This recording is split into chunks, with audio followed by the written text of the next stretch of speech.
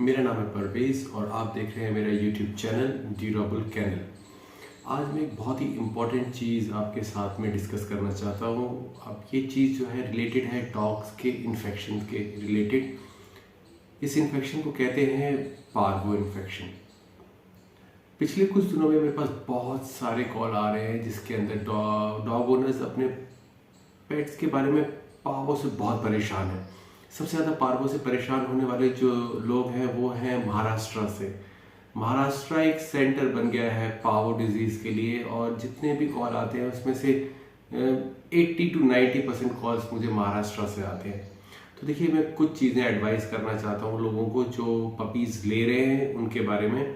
देखिए, जब भी पपीज़ लीजिए आपको पता होना चाहिए कि आप एक ऐसे इलाके में रहते हैं जो पार्वो अफेक्टेड है।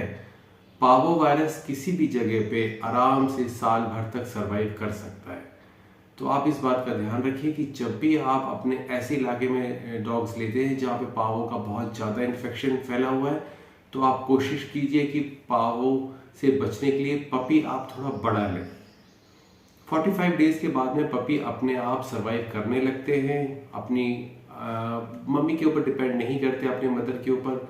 वो ऊपर से फीड खाना शुरू कर देते हैं।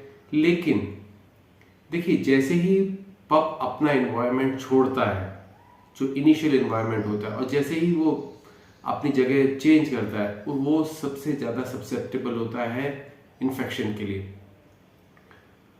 दूसरी चीज़ में सबसे ज़्यादा इम्पॉर्टेंट चीज़ बताने वाला हूँ जो आपको ज़्यादातर लोग नहीं बताएंगे कि वैक्सीनेशन के बाद में पार्वो के केसेस नहीं रुकते। उसका एक रीज़न होता है। हमें ये पता नहीं होता है कि पार्वो क्यों हो रहा है। हमने तो इसको वैक्सीनेट करवा दिया है। देखिए, वैक्सीनेशन जो होता है वो इस तरह से काम नहीं करता है जैसे हम सोचते हैं। जब भी हम किसी पपी को वैक्सीनेट कराते हैं तो पहले उसकी जो इनिशियली मदर से आई हुई इम्यूनिटी होती है वो इम्यूनिटी पहले कम होती है और धीरे धीरे वो कम होने के बाद में फिर उसकी न्यू इम्यूनिटी बिल्ड होती है। जो नया इम्यूनिटी बिल्ड होने का टाइम होता है उसके अंदर कम से कम 2 से 3 हफ्ते लगते हैं। अगर हम ये बात समझ जाए कि वैक्सीनेशन के तुरंत बाद हम पपी ना लें, ये सबसे अच्छी चीज़ रहेगी। क्योंकि पपी ओनर्स को ये बताया गया है कि वैक्सीनेटेड पपीज़ लीजिए, लेकिन वैक्सीनेशन कितने दिन पहले हो चुका हो ये कोई नहीं बताता। आप हमेशा ध्यान रखिए कि जब भी पपी ले आप कम से कम वैक्सीनेशन के बाद में 2 से 3 हफ्ते हो चुके हों। इसका मतलब है कि अगर आप 45 डेज़ का पपी ले रहे हैं और उसके बाद में अगर आप 2 हफ्ते के बाद पपी लेते हैं तो कम से कम पपी 2 महीने का हो चुका हो। अगर 2.5 महीने का हो चुका है तो बहुत ही अच्छी बात है। एक चीज़ का मैं और भी बताना चाह रहा हूँ कि वैक्सीनेशन के बाद भी कुछ पपीज़ को पार्वो होने के चांसेस रहते हैं। इसकी भी कुछ वजह होती हैं, जैसे कि जो पार्वो वायरस वैक्सीन है उसकी अगर कोल्ड चेन, उसको रखने का एक तरीका होता है। पार्वो वैक्सीन को एक टेम्परेचर के अंदर रखा जाता है। अगर वो टेम्परेचर मेंटेन नहीं हो पाया डिस्ट्रीब्यूटर के टाइम पे, डॉक्टर के टाइम पे या कहीं पर भी, तो वैक्सीन खराब हो जाती है। और अगर ऐसी वैक्सीन आपके पपी को लगी है तो आपका पपी वैक्सीनेटेड नहीं होने के बराबर है और उसको भी पार्वो होने के पूरे चांस रहते हैं। लेकिन फिर भी अगर आपने पपी ऐसा लिया है जो कम से कम 2-2.5 महीने का है तो उसके सर्वाइवल के चांसेस उतने ही ज़्यादा बढ़ जाते हैं। तो इस चीज़ का आप हमेशा ध्यान रखिए कि पपी ले तो कम से कम 2 से 2.5 महीने का पपी ले, वैक्सीनेटेड ले। वैक्सीनेशन के बाद में पपी को कम से कम 15 से 20 दिन हो चुके हों। अब दूसरी बात, अगर पार्वो हो जाता है तो क्या करें, उसके सिम्टम्स क्या होते हैं और उसको आपकी अप्रोच कैसी होनी चाहिए वो मैं आपको बता दूं।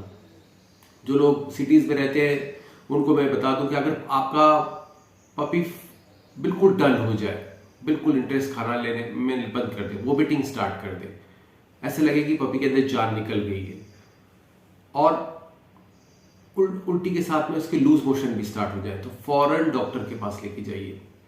ट्रीटमेंट घर पे नहीं हो सकता। 90% केसेस में ट्रीटमेंट घर पे नहीं हो सकता। क्यों? क्योंकि हम सलाइन नहीं लगा सकते। इस केस में हमें जो सबसे इंपॉर्टेंट चीज़ देखनी होती है वो होता है कि पपी का खाना पीना बिल्कुल बंद करना होता है। खाना पीना बंद करेंगे तो पपी डिहाइड्रेट हो जाएगा, भूख से मर जाएगा। तो उसको एनकाउंटर करने के लिए हम सबसे पहली चीज़ करते हैं, उसे हाइड्रेट करते हैं।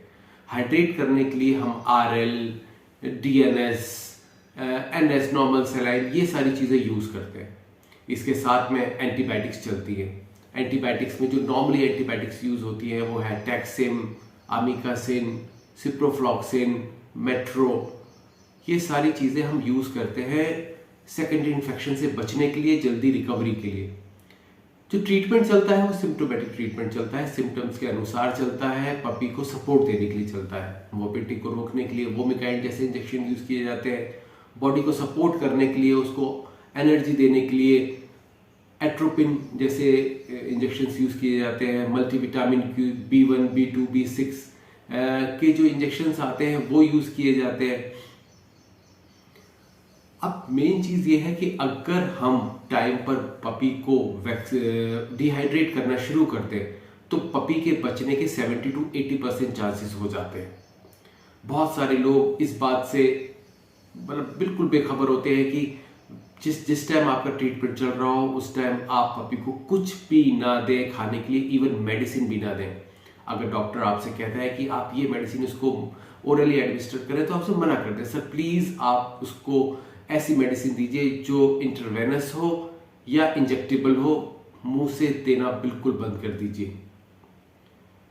देखिए, आपने जो पपी लिया है आपके उसके साथ भी इमोशनल अटैचमेंट्स हैं। आपको उसे मतलब लॉस करना बहुत बड़ा एक जिंदगी का तूफान आ जाता है। क्योंकि मैं तो काफ़ी सालों से पपीज पाल रहा हूँ और वो स्टेज में क्रॉस कर चुका हूँ जिसके अंदर पपी के अंदर एक मतलब बहुत ही इमोशनल अटैचमेंट होता है। अब हम उस स्टेज में आ गए जब 15-20 साल हो गए, हम इस चीज़ों को प्रैक्टिकली देखने शुरू कर दिया है। नहीं तो मुझे अभी भी याद है कि जब मेरा पहला पपी एक्सपायर हुआ था, आई वाज शैटर्ड। तो ऐसा ही बाकी लोगों के साथ भी होता है, और ऐसा ना हो जो मेरे साथ हो चुका है और बाकी लोगों के साथ होता है पावो के केस में। आप बहुत ही ख्याल रखें आपके पपी को। अगर ऐसे सिम्टम्स आते हैं कि वो बिल्कुल निढाल हो गया है, उल्टी कर रहा है, लूज मोशन हो रहा है, तो फौरन डॉक्टर के पास लेके जाइए और उसका ट्रीटमेंट स्टार्ट कीजिए।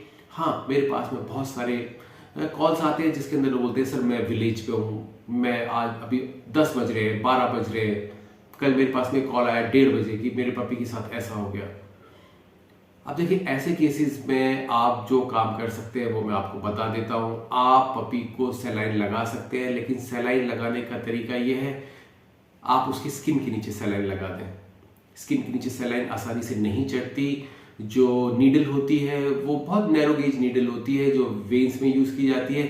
इसके लिए हम मोटी नीडल यूज़ करते हैं जो हम कैटल्स में यूज़ करते हैं, गाय भैंस में यूज़ करते हैं, वो वाली नीडल यूज़ करते हैं। और इसमें एक चीज़ और भी होती है कि हम जो इसके अंदर सलाइन लगाते हैं वो बॉडी के कई पार्ट्स में लगानी पड़ती है, क्योंकि सलाइन जब स्किन के नीचे जानी शुरू होती है तो वहाँ पे एक बॉल फॉर्मेशन हो जाता है और वो ज़्यादा बड़ा नहीं हो सकता क्योंकि स्किन की अपनी एक कैपेसिटी होती है। तो जब वो आपको लगे कि हाँ ये काफ़ी बड़ा हो रहा है तो उसको वहाँ से निकाल दें, उसको कुछ देर तक उंगली से दबाए रखें, उसके मुंह को धीरे धीरे मसाज करें, वो बॉडी में अपने आप एब्जॉर्ब हो जाएगा, दूसरी जगह लगा दें। आप इतना लगाएं सलाइन, कम से कम पपी को कम से कम नहीं है तो 200 से 300 ml आप लगा दें। जब आप कंफर्टेबल हो डॉक्टर के पास लेके जाएं, ट्रीटमेंट स्टार्ट कर दें। मैं नहीं चाहता कि कोई भी अपना पपी, अपना डॉग पार्वो से खोए। पार्वो के अंदर अगर टाइमली आपने डिहाइड्रेट कर दिया पपी को और आपने उसको सलाइन लगा दी, चाहे वो आप स्किन के नीचे लगा रहे हैं चाहे आप वेन्स में लगा रहे हैं, पपी के बचने के 70 to 80% चांसेस हो जाते हैं। होप ये वीडियो आपको पसंद आया होगा। अगर आपको ये वीडियो पसंद आता है तो प्लीज़ इसे लाइक कीजिए, शेयर कीजिए, सब्सक्राइब कीजिए और अपने फ्रेंड्स के साथ में शेयर ज़रूर कीजिए। हमारी ये कामना है कि आप अपने पेट्स का ख्याल बहुत अच्छी तरह से रख पाएँ, उनके बुरे वक्त में आप उनका साथ दें। ऐसी कंडीशन जहाँ पे आप डॉक्टर्स के पास नहीं ले जा सकते, तो अगर आपके पास नॉलेज है तो आप उन्हें सेव कर सकते हैं। Thank you for watching our channel. Have a good day.